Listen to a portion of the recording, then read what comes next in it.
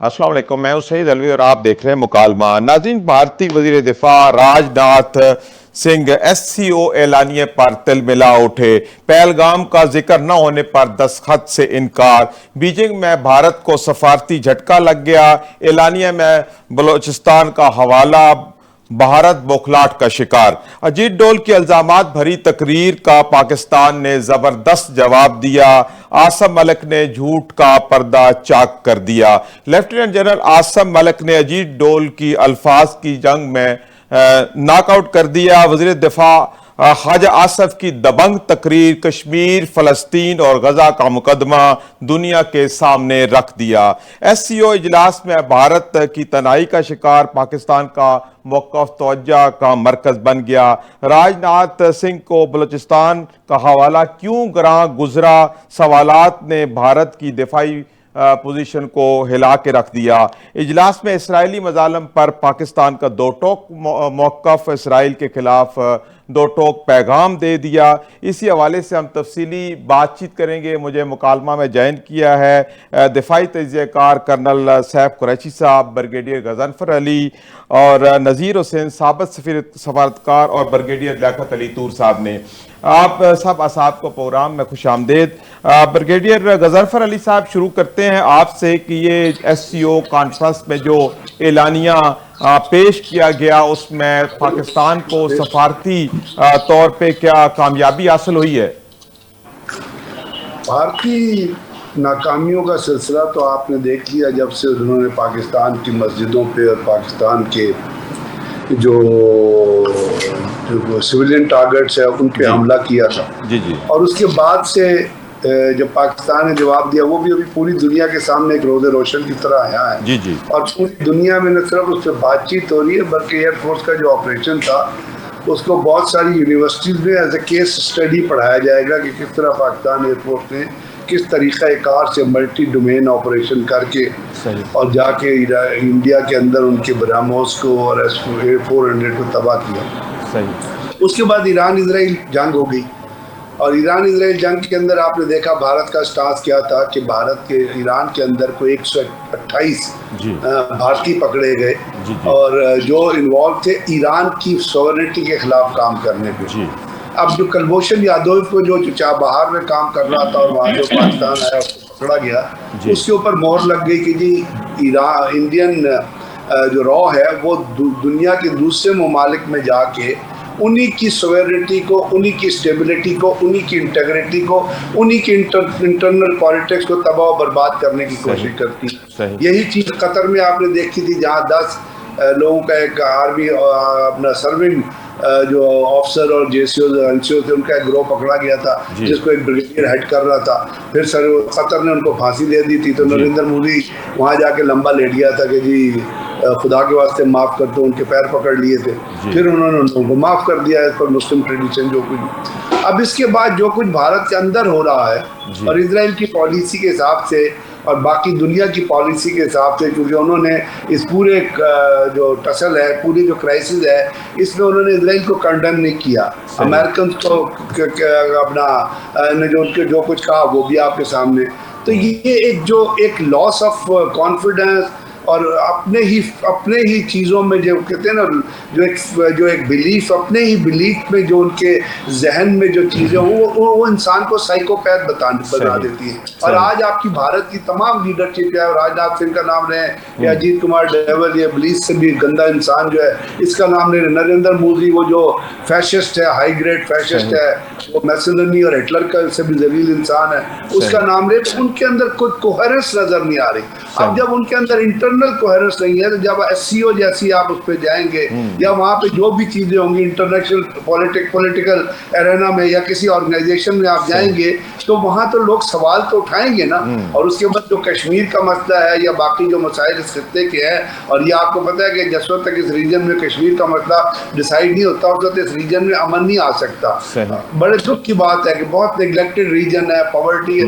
India के अंदर आप देखिए उनके लोग कहते हैं कि वहाँ پہ 20 کروڑ لوگ ہیں جو صرف 1 کلو اناج کے اوپر جو ہے وہ پورا مہینہ گزارتے ہیں, 48%. تو اس تمام چیزوں میں ان کی جتنے وہ ایکسپوز ہوئے ہیں, وہ پاکستان تو کہتا ہی تھا لیکن وہ خود بخود ہی ایکسپوز ہو گئے ہیں دنیا اپنی ہی حرکتوں کی وجہ سے.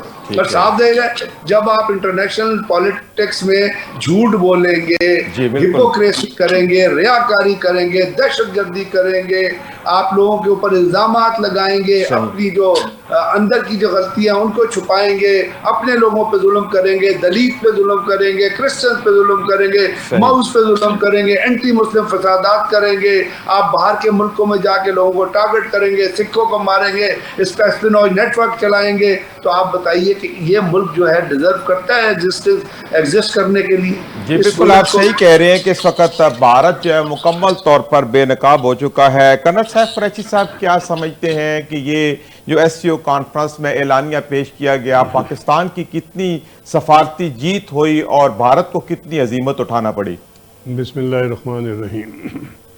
وَتُعِزُّ مَن تَشَاءُ وَتُذِلُّ مَن تَشَاءُ. ہم نے نہ صرف انڈیا پاکستان کی جنگ میں, پچھلے 20 سال کی دہشت گردی میں اور انڈیا کی انوالومنٹ خون ریزی میں with in India, with in Pakistan, اور ابھی تو وہ کینیڈا تک پہنچ چکا تھا. اسرائیل, میرا خیال ہے کوئی دنیا کا ملک, کوئی دنیا کا انسان, کوئی دنیا کا اسکالر ایسا نہیں کہ جو یہ کہہ سکے کہ اسرائیل نے اپنی ڈیفنس میں کوئی کام کیا ہے. ہمیشہ اس نے حملہ کیا ہے, ہمیشہ اس نے زیادتی کی ہے, ہمیشہ اس نے خون ریزی کی ہے. اور اس دفعہ تو یاتن نے صرف اپنی ذاتی ضرورت کے لیے, سیلفش اینڈ کے لیے اس نے وار کیبنٹ کو ایکسٹینڈ کرنے کے لیے اس نے یہ سارا تماشا کیا. حالانکہ ایران مذاکرات میں تھا, ایران مذاکرات میں تھا اور اس کے 2 سیشن ہو چکے تھے.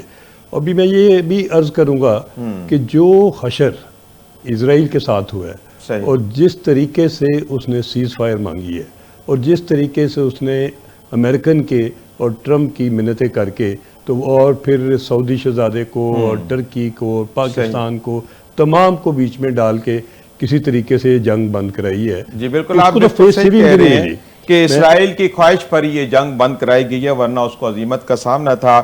نذیر حسین صاحب آپ کیا سمجھتے ہیں کہ ایس سی او کا جو اعلامیہ جاری ہوا ہے اس سے پاکستان کو کتنی سفارتی جیت ہوئی ہے, اور ہمارا جو موقف ہے انڈیا کے خلاف دہشت گردی کا وہ کس حد تک مؤثر انداز میں پیش کیا گیا اور انڈیا کو کس طرح چت کیا گیا؟ جی بہت شکریہ. یہ جو پاکستان کی آپ کہہ رہے ہیں جیت ہوئی ہے, یہ اللہ کی فضل سے یہ سچ کی جیت ہے. صحیح. پچھلے اگر یونائٹڈ نیشنز میں سیشنز ہوئے ہیں یا بائی لیٹرل لیول پہ جو بھی ڈسکشنز ہوئی ہیں پاکستان میں کے ایشوز کے بارے میں, ہندوستان اور پاکستان کے ایشو کے بارے میں, اسرائیل اور ایران کے کانٹیکس میں, کیونکہ پاکستان کا موقف جو وہ 2 چیزوں پہ بیسڈ ہے.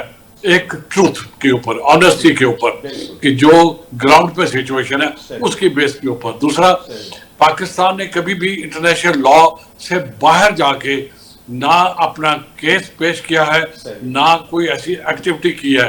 تو جب آپ کا کیس اور آپ کی گفت و شنید اور آپ کا ڈیفنس اس پہ بیسڈ ہو کہ جو ٹروتھ بھی ہو, جو سچ بھی ہو, جو ایویڈنس بیسڈ ہو, اور پھر وہ انٹرنیشنل لا کے اندر ہو, تو میرا نہیں خیال کہ کوئی وجہ ہو سکتی ہے کہ پاکستان کو کامیابی نہ ملے.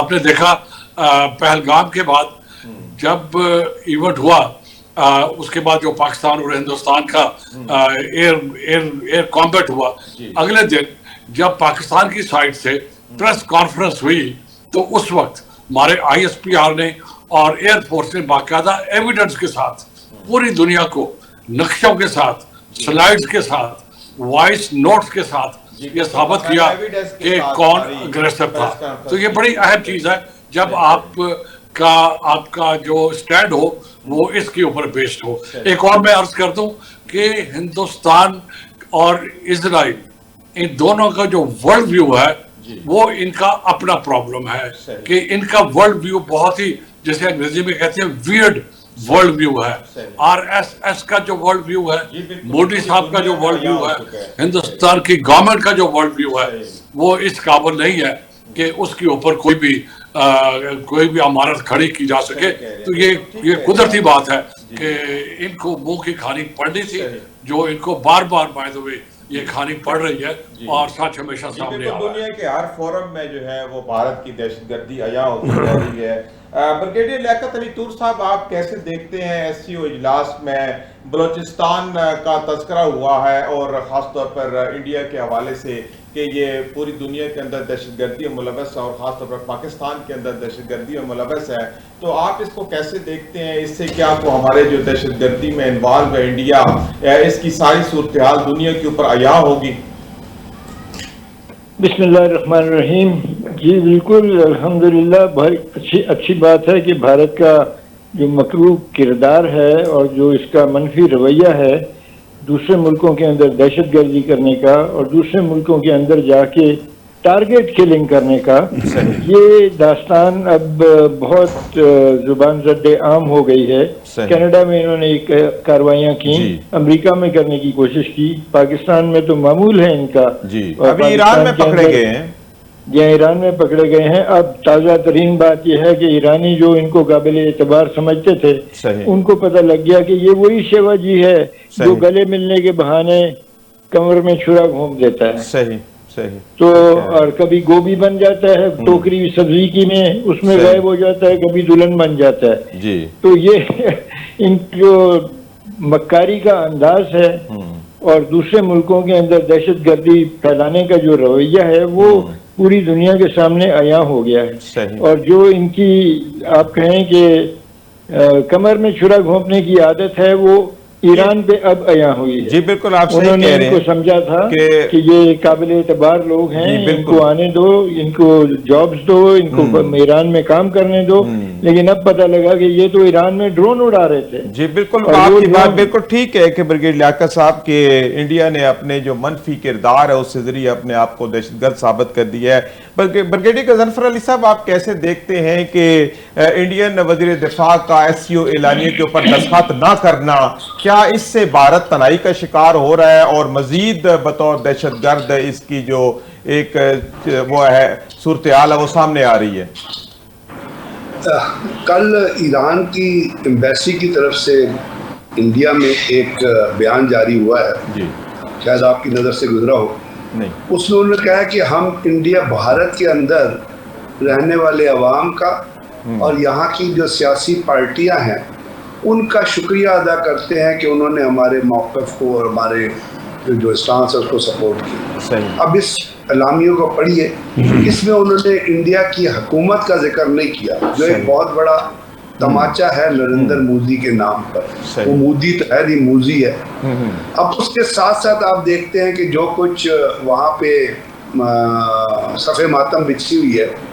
नरेंद्र मोदी जब कनाडा गया तो ट्रंप वापस अमेरिका आ गया और वहाँ पे आके उसने मोदी से मुलाकात नहीं की।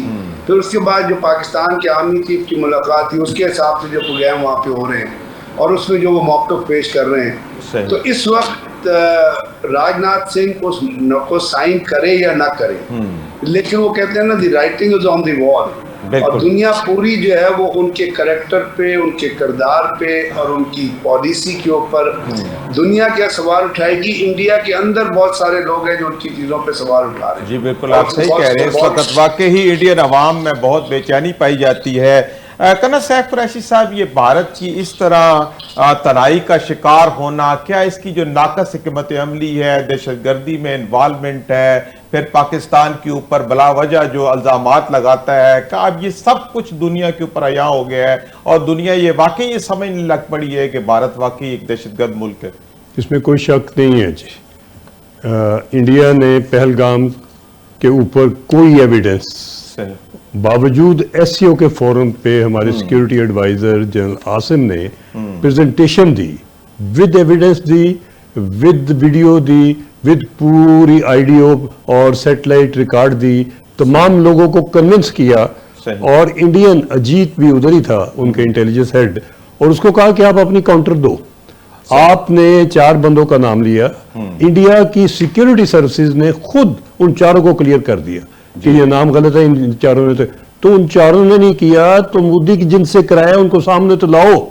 دنیا میں ہر بندے کو پتا چل گیا ہے کہ یہ آپریشن جو تھا یہ مودی نے خود ارینج کیا، اس نے اپنی سیکیورٹی کے ادارے ادھر سے ہٹائے 3 دن پہلے، اس نے یہ بے گناہ ٹورسٹ کو ان کے خون سے کھیلا کہ کسی طریقے سے تماشا یہ تھا کہ پہلے پاکستان کو پن ڈاؤن کر دیں، اس کے بعد اسرائیل کو کلیئر ہو جائے تاکہ وہ ایران میں اپنا کھیل۔ یہ ٹرینگل کا مکمل ایکشن یہ آج کا نہیں، کئی سال پہلے کا پلان تھا۔ میں جو سمجھتا ہوں کہ اللہ تعالیٰ نے ہماری بھی عزت رکھی اور اللہ تعالیٰ نے ایران کی بھی عزت رکھی۔ آج ایران کے ہیڈ جو ہیں آج انہوں نے فتح کا اعلان کر کے تو اپنا جشن منانے کا کہا ہے، کوئی کاؤنٹر کرے کوئی کہے کہ نہیں۔ واقعی ایران نے کاؤنٹر کر کے بتا دیا ہے۔ بالکل نذیر حسین صاحب، آپ کیا سمجھتے ہیں کہ یہ بھارت کی ناقص حکمت عملی اور دہشت گردی میں انوالو ہونا، اس کی وجہ سے جو عالمی تنائی کا شکار ہوتا جا رہا ہے اور پاکستان کا موقف دن بدن جو ہے وہ مانا جا رہا ہے اور ہم بڑے اچھے طریقے سے اپنے موقف کو پیش کر رہے ہیں، پہلے ہم تھوڑا سا سست تھے اپنا موقف پیش کرنے میں، کیا آپ سمجھتے ہیں کہ اس وقت پاکستان کی طرف سے جو سفارتکاری ہے وہ بہت اچھے انداز میں کی جا رہی ہے اور اسی کے نتیجے میں بھارت جو ہے وہ عالمی سطح پہ تنائی کا شکار ہو رہا ہے؟ جی، اس کی 2 وجہ ہیں۔ ایک تو اس وقت ہندوستان جو ہے وہ ایک تذبذب کی صورتحال میں ہے۔ ایک طرف وہ امریکہ کا ایلائی ہے، ایک طرف وہ کوآڈ کا ممبر ہے، ایک طرف وہ انڈو پیسیفک جو ارینجمنٹ ہے اس میں وہ ایکٹیو رول ادا کرنا چاہ رہا ہے، اور یہ جو ارینجمنٹ ہے یہ برکس کے بھی اگینسٹ ہے، یہ ایس سی او کے بھی اگینسٹ ہے، اور یہ جو جسے کہتے ہیں گلوبل ساؤتھ اس کے بھی اگینسٹ ہے۔ تو یہ ایک انٹرنل کانٹرڈکشنز ہیں، اور وہ جو کانٹرڈکشنز ہیں وہ باتوں سے، چلاکی سے یا الزام لگانے سے یہ کامیاب نہیں ہو سکتا۔ اب جہاں تک ایس سی او میں ٹھیک ہے ان کا ممبرشپ ہے فارملی، لیکن نہ ان کا دل وہاں پر ہے، نہ وہ ایس سی او ممبرز کی پالیسی کے ساتھ ہے، نہ ان کی جو بھی ارینجمنٹس ہیں اس کے ساتھ ہے، لہٰذا اس کو وہاں پر پسپائی ہو رہی ہے۔ اب برکس کے اندر آپ نے دیکھا جب برازیل میں اس کے اوپر رائے لی گئی کہ ڈی ڈالرائزیشن ہو تو ہندوستان اس کے اگینسٹ تھا۔ اب آپ یہ نہیں کہہ سکتے کہ میں ایک فاؤنڈنگ ممبر ہوں، میں پاکستان کو تو اندر نہیں آنے دوں گا لیکن میں برکس کو بھی نہیں چلنے دوں گا۔ تو یہ جو انٹرنل کانٹرڈکشنز ہیں یہ ایک ان کے سامنے آ رہی ہے، نمبر 1۔ نمبر 2، یہ جو پہلے جس میں نے عرض کیا ان کا جو ورلڈ ویو ہے وہ بھی بہت ناقص ہے۔ اسرائیل اور ہندوستان اپنے آپ کو سمجھتے تھے کہ ہم کوئی اسپیشل کنٹری ہے یا اسپیشل اینٹیٹی ہے۔ ہندوستان کہہ رہا تھا کہ جی میں بننے جا رہا ہوں۔ جب پاکستان کے ساتھ اس کا مقابلہ ہوا تو 4 دن کی جنگ آپ سہ نہیں سکے۔ جی بالکل، آپ صحیح کہہ رہے ہیں، بالکل جو نقصان ہوا۔ جی بالکل۔ اور میں ذرا اسرائیل کی بھی بات کر دوں، اسرائیل کو بھی پچھلے 70 سال سے جی اسرائیل پہ تفصیلی بات چیت اگلے سیگمنٹ میں کرتے ہیں۔ نذیر حسین صاحب تھوڑا آگے بڑھتے ہیں بریگیڈیئر لیاقت علی طور صاحب کے ساتھ۔ بریگیڈیئر صاحب کیا سمجھتے ہیں کہ پاکستان کی عالمی سطح پہ عسکری اعتبار سے اور سفارتکاری کے اعتبار سے کیا ہم واقعی ایک باوقار ملک بن گئے ہیں اور اس وقت ہماری ایک جو ہمارا ایک سٹانس ہے وہ پریویل کر رہا ہے، اپ ہولڈ ہو گیا اور اب دنیا ہماری بات سننے لگ پڑی ہے؟ کیا صورتحال تبدیل ہو چکی ہے؟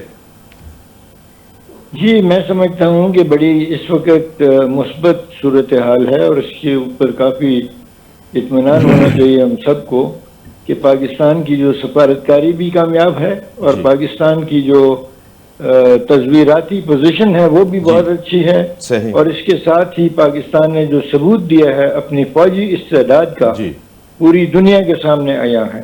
اس دنیا کی عادت ہے کہ یہ طاقتور کو سلام کرتی ہے، اور پاکستان نے، بھارت نے جب آپ پہ حملہ کیا اس کو اندازہ نہیں تھا کہ پاکستان کی فوجی استعداد کیا ہے، تو جب وہ سامنے آیا ہمارا وار، جب ہم نے وار کیا جی تو وہ 5 گھنٹے سے زیادہ نہیں سہ سکے، صحیح کہہ رہے ہیں، اور جا کے جو بھی دنیا میں ان کے مربی تھے یا ان صحیح، کے حمایتی تھے ان کے پاؤں میں پڑ کے کہا جی، کہ جی، خدا کے لیے جان چھڑا دو، کسی طرح جنگ بند کرو، صحیح اور یہ دنیا نے دیکھا۔ جی پاکستان نے ان کے 26 ایئر فیلڈز پر حملہ کیا، جی بالکل آپ صحیح کہہ رہے ہیں، 6 جہاز واقعی تو بڑے گرا دیے، بھرپور 6 انداز جہاز تو میں گرا دیے۔ میں یہ کہنا چاہتا ہوں جی، کہ 6 جہاز تو گرا دیے۔ صحیح، یہ آپ خود سوچ سکتے ہیں کہ 26 ایئر فیلڈز پر حملہ ہو تو کیا ایک بھی نہیں لگا؟ نہیں یہ بات آپ کی ٹھیک ہے کہ یہ نمبر آف جو ہے ایئر کرافٹ کے ڈیمیج ہونا بہت زیادہ ہے، یہ وقت کے ساتھ ساتھ ساری چیزیں جو ہے وہ سامنے آئیں گی، وہ سامنے آئیں گی۔ جی بالکل ٹھیک ہے۔ بریگیڈ صاحب آتے ہیں آپ کی طرف۔ بریگیڈیئر غضنفر علی صاحب کیا سمجھتے ہیں کہ آج